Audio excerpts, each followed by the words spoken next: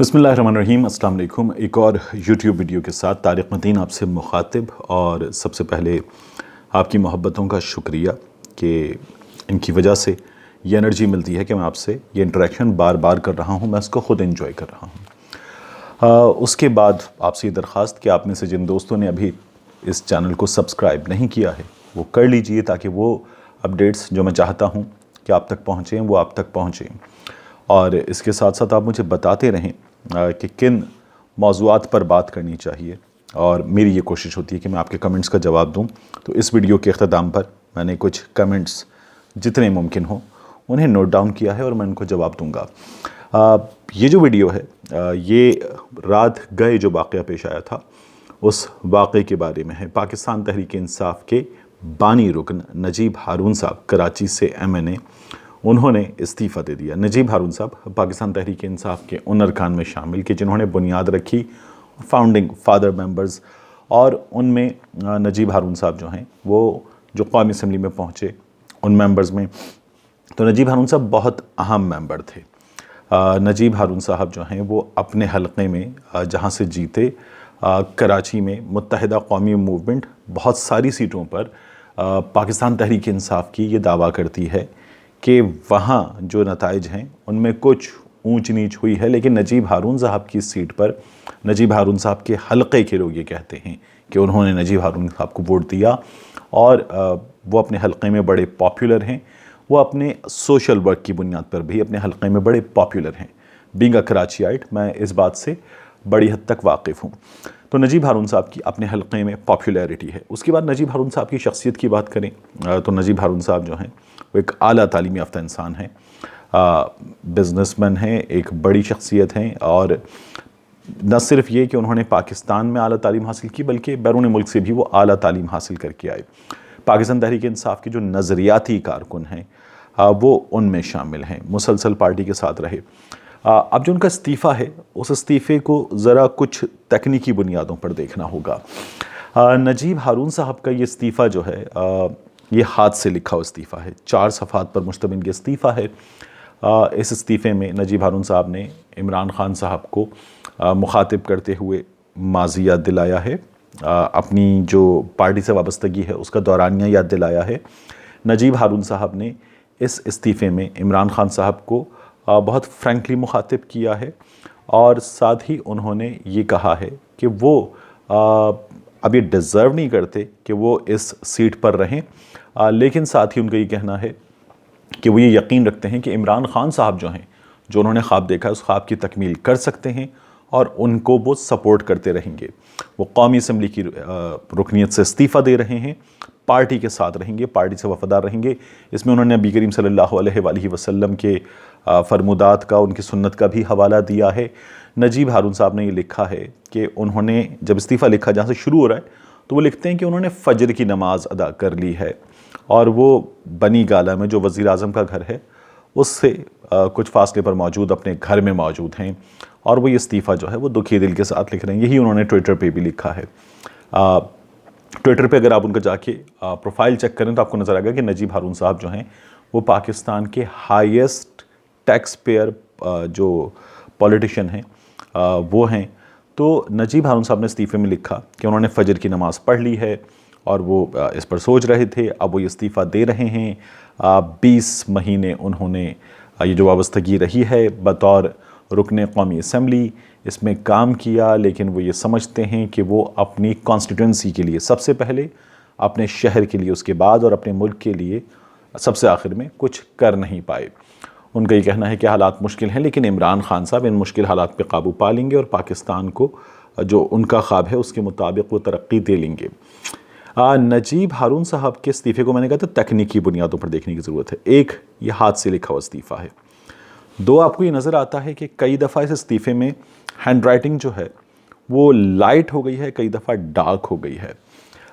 इसको जो एक्सपर्ट्स हैं वो ये कहते हैं कि ये कुछ कैफ़ियत के दरमियान होता है जब लिखने वाला हो, और वो कुछ सोचों में गुम हो तब होता है। फिर उन्होंने फ़जर का हवाला दिया और 16 तारीख़ को ये इस्तीफ़ा अपना लिखा है। फिर उसके बाद 17 तारीख़, 16 तारीख़ का पूरा दिन गुजरा क्योंकि फ़जर का वक्त था।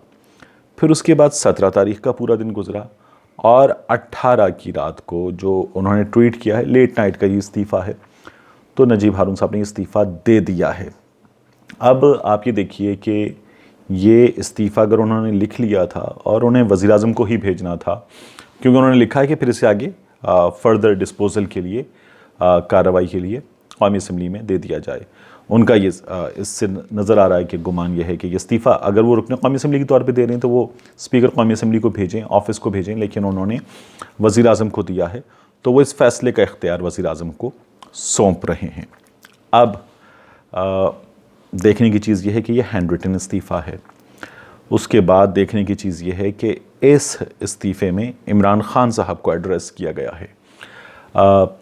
दो चीज़ें। फिर तीसरी चीज़ यह है कि ये इस्तीफ़ा 16 तारीख का पूरा दिन था, 17 तारीख का पूरा दिन था और उसके बाद 18 तारीख। मैंने कुछ दोस्तों से इस्लामाबाद में चेक किया, उनका ये कहना है, इस बारे में इंफॉर्मेशन नहीं है, लेकिन गुज़श्ता कुछ दिनों में कुछ डेवलपमेंट्स हुई हैं, फेडरल कैबिनेट में कुछ चेंजेस के हवाले से नजीब हारून साहब एक्सपेक्ट कर रहे थे कि उन्हें कोई रोल मिलने जा रहा है, लेकिन चूंकि वो रोल नहीं मिला है तो इस बिना पर उन्होंने गालिबन, अब ये इन्फॉर्मेशन की बेस्ड पर नहीं है, लेकिन ये जो टाइमिंग है और जो हालात हैं उनको देखते हुए कहा जा रहा है। इसकी एक वजह और भी, वो मैं भी आपको बताता हूँ कि ये नजीब हारून साहब ने इस सिलसिले में शायद कोई बात भी की थी, कोई इस सिलसिले में उन्होंने किसी से ये कोशिश की कि कोई दरमियान में रोल प्ले किया जा सके और इमरान ख़ान साहब जो हैं वो इस सिलसिले में उनकी बात मान लें और इस पर गौर करें कि उन्हें कोई रोल मिल जाए, कोई मुशीर का रोल, कोई वज़ीर का रोल, लेकिन ये नहीं हुआ है। तो ये इसकी टाइमिंग की बुनियाद पे कहा जा रहा है। दूसरा, ट्विटर पर नजीब हारून साहब को मुखातिब करके कुछ लोगों ने कहा कि पीटीआई के पास श्रिंक होती हुई बहुत ही लिमिटेड सी मेजॉरिटी है, तो आपको ये इस्तीफ़ा जो है वो नहीं देना चाहिए था, आपका इस्तीफ़ा गलत फ़ैसला है और आप कराची के लिए बड़ा रोल प्ले कर सकते थे।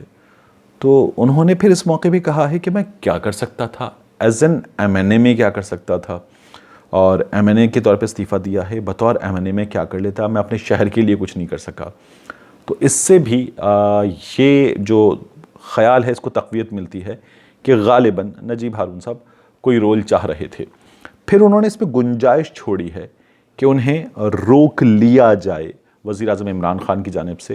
मैंने इस्लामाबाद में एक दोस्त से इस बारे में बात की, उनका ये कहना है कि अभी तो ये लेट नाइट का इस्तीफ़ा है, रिएक्शन सामने नहीं आया है, लेकिन गालिबन नजीब हारून साहब को वज़ीर-ए-आज़म इमरान ख़ान साहब की जानिब से ये इस्तीफ़ा रद्द करके कहा जाएगा कि आप कहीं नहीं जा रहे, और मुमकिन है कि ये रोल जो भी है ये उन्हें फ़ौरी तौर पर ना मिले तो कुछ अरसे बाद जो है वो मिल सकता है, क्योंकि फेडरल कैबिनेट में वज़ीर-ए-आज़म इमरान ख़ान ने वज़रा की कारकर्दगी रिपोर्ट्स मांगी हैं, उनकी बुनियाद पर मज़ीद कुछ फ़ैसले हो सकते हैं, तो मुमकिन तौर पर नजीब हारून साहब को तब किसी जगह अकोमोडेट किया जा सकता है। तो ये इस्तीफ़ा जो है, ये इस्तीफ़ा है एक मुखलिस कारकुन का इस्तीफ़ा है, और अगर नजीब हारून साहब कुछ एक्सपेक्ट कर भी रहे हैं कि उन्हें कोई रोल मिलना चाहिए तो उसमें कोई बुराई नहीं है। पार्टी के लॉयल हैं, आप पार्टी के पुराने कारकुन हैं, एक ऐसे कारकुन हैं जिसने क्योंकि बहुत मालदार आदमी है, अब टैक्स पेयर हैं, हाईएस्ट टैक्स पेयर, तो ये वफ़ादारी की सबसे बड़ी अलामत होती है,